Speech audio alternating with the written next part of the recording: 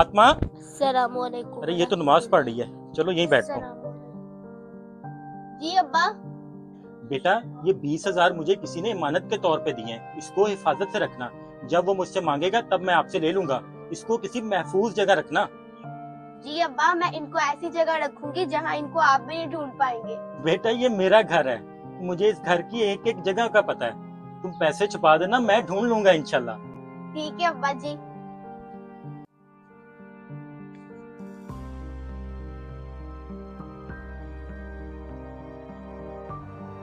अस्सलाम वालेकुम। वालेकुम अस्सलाम। भाई एक बिस्किट का डिब्बा देना। भाई अभी देता हूँ, ये ले भाई। जी भाई, कितने पैसे हो गए? आपके 200 रुपए हो गए। और बिशारत भाई, जो मैंने आपको 20,000 बतौर इमानत रखवाए थे वो भी दे दें, मैंने कल गांव जाना है। ये ले अपना 200 रुपए, और 20,000 भी मैं शाम तक आपको पहुंचा दूंगा। शुक्रिया भाई।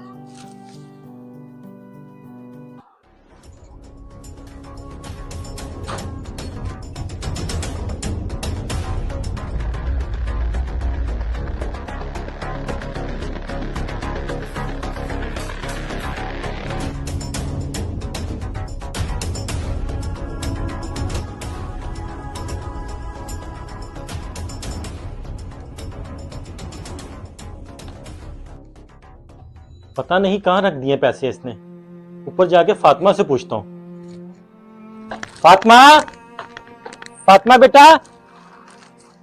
जी बाबा। फातिमा बेटा, मैंने जो पैसे दिए थे वो कहाँ रखे हैं?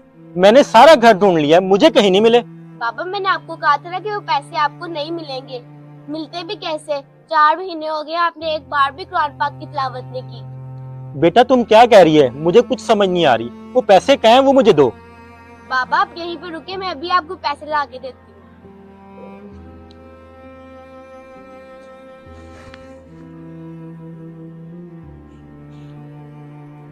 ये है वो पैसे बाबा।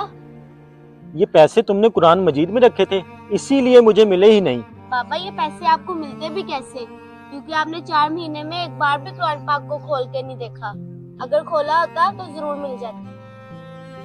तुम ठीक कह रहे हो बेटा, हम दुनिया के कामों में इतने मगन हो गए हैं कि कुरान पाक को भूल ही गए हैं। इंशाल्लाह अब मैं रोज कुरान पढ़ूंगा।